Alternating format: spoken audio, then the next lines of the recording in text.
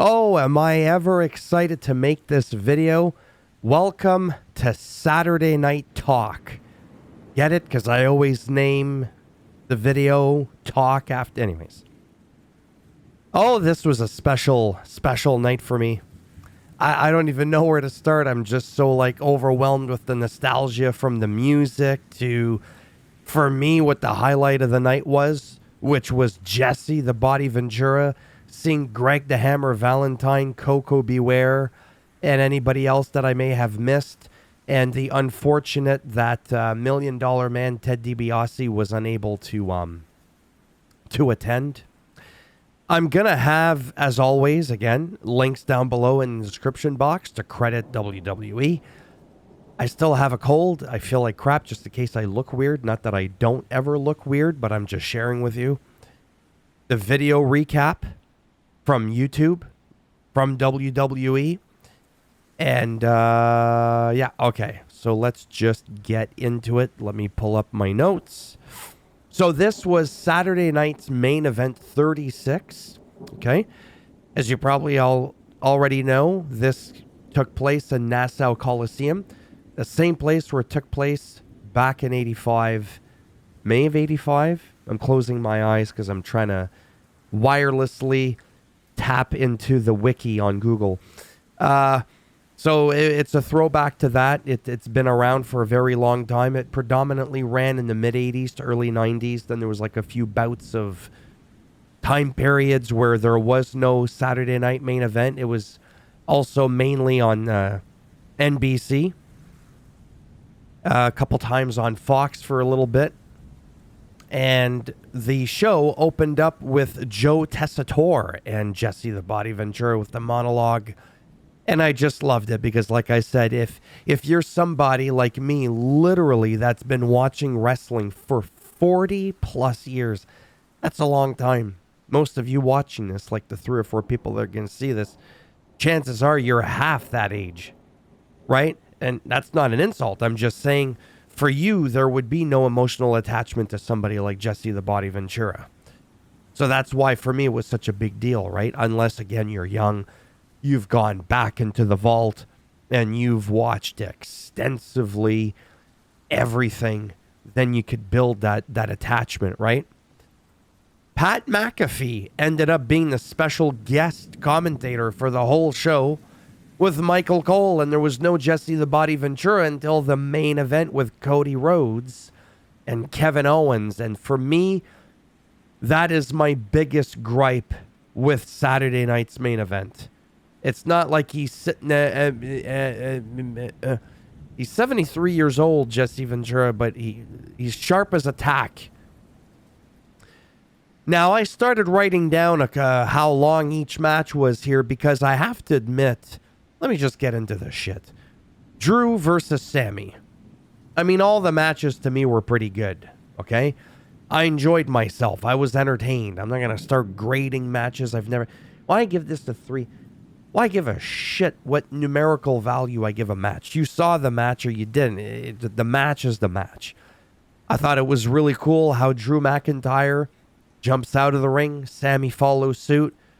Back into the ring. Shotgun kick, a.k.a. Claymore kick, to Sammy to put him out. Then we ended up having Liv Morgan versus Io Sky. Io really fucked up Liv Morgan's nose. It's going to look like Solo Sikoa's.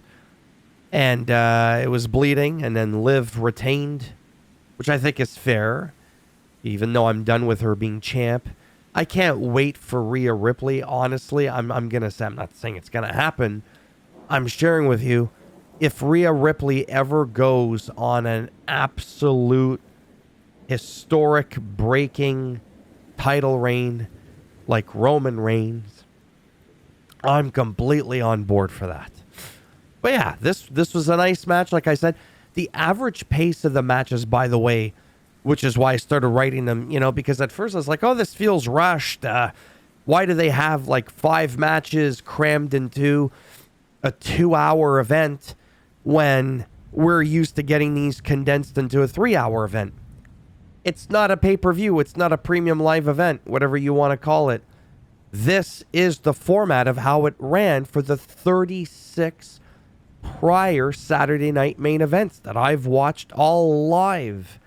But clearly I had forgotten 4, 5 matches. I think once or twice there was 6 matches. And where there was 6 matches, there were some matches that were like squash matches and like under 2 minutes or so. That's how long it went. This is the format. Once I realized that and I remembered that, I stopped midway going, you know what? Why am I writing this down like it's a negative thing? This is perfectly fine, right? Anyhow. So this was good. Finn. Oh yeah, the whole thing with Rhea. I'm telling you. Finn versus Gunther versus Priest. Really, really, just like I said, enjoyed this. Part of me was like, maybe Finn's going to win. Or it's not so much he's going to win. Wanted him to win. Part of me, of course, I like Damian. Only one person can be champion at a time, right? Gunther retained, but it was fine. And what I wanted to show you about Gunther is this part here. I hope I don't get sued. I literally almost got sued by WWE before. Some people were calling this a botch, which is what I said here. Nobody gave a fuck to like my shit because I'm not relevant enough. Anyways, doesn't matter. Right here, you could see that when he goes to pick him up, Damian Priest kicks the stairs, like his feet get caught up in it, which then, you know what I mean? Like a yo-yo effect. And Damian Priest is a big boy. But he's still able to position him and go, you know what? I got this. You're good. I'm not going to drop you on the back of your neck. Instead, I'm just going to hoist you back up. And I'm going to slam your candy ass back on the stairs. Kudos to Gunther for literally saving what could have been a Big E disaster. Literally. A Stone Cold Steve Austin when Owen Hart cracked and broke Austin's neck with the pile driver, which is why that whole thing is banned. And when Kevin Owens does, it's like, oh my God, right? Meanwhile, we used to just hand them out like candy. So this was a nice match. This was a very, very special moment. For me, this, like for an in-ring, this was it. This, for me, was the highlight of the night. Highlight of the night, hands down. Out of the ring, Jesse Ventura. So let's talk about this for a minute. She has now become, as you know, the first ever Women's United States champion. I hope Natalya becomes the Intercontinental champion and stop using her as a jobber. She is, Chelsea that is, I've said this before, she'll look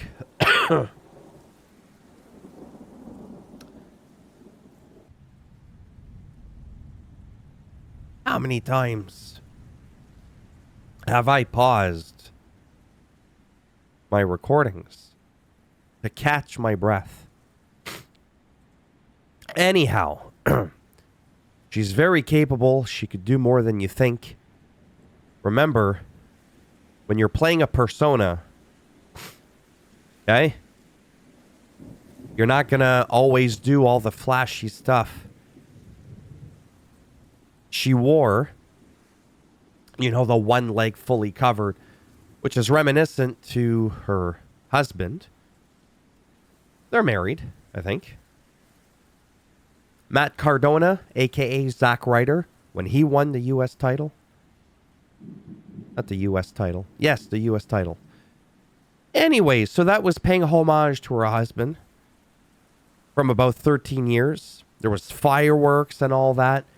And that over-the-top flip on Prettier was just like, that was like a really, really great finisher. Like I was really impressed with that. And then Piper Niven picked up Chelsea. And you might be thinking, okay, and?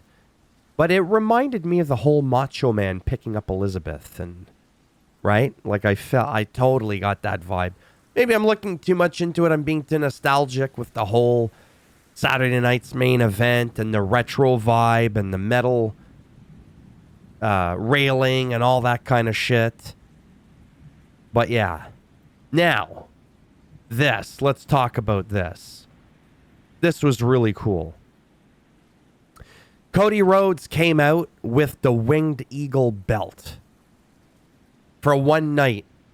And I thought that was really special. I really, really did. It's not going to be the belt going forward, even though it kind of should be. But then would it lose its nostalgic appease if we just brought it back full time? I don't know. I just feel like, I don't know. Anyways, it was great. Now the match itself, for me, what made this match amazing, again, I'm being biased, is Jesse the Body Ventura finally was on commentary. And he told us that his snakeskin vest was Damien. Even Michael Cole for a second was like, what? Again, this would go back to if you know who Jake the Snake Roberts is. And his pet, Damien. The pet Burmese python he had. Yeah. Then he's calling the refs dumb. They're getting in the way. And only Jesse can make you believe that Cody's the heel. Why don't you call the match the way it is? Who used the chair? Never mind who brought it in. Cody used the chair. He cheated. He didn't take advantage of a situation. He did with cheating. Then Charles Robinson counted the 1, 2, 3. Cody Rhodes wins. But when he did that, he did it from the outside. You know how many wrestling matches I've watched in practically almost half a century. Across all promotions and generations. I never, ever recount. I don't know why this is a big deal. Adds a couple of minutes to the video. Where a ref is on the outside and just starts tapping on the ring apron. 1, 2, 3. So yeah. Anyhow. So there's that. So we talked about that. So this was... No, let's do this one quickly. So at the end, Kevin Owens comes back in, cracks Cody Rhodes in the back of the head. And, oh, Jesus Christ. And then did that. His signature move that he used to do. Like, wow. Haven't seen that since, like, was it the NXT days? I think. I can't really remember. But that's a big deal. Then after that,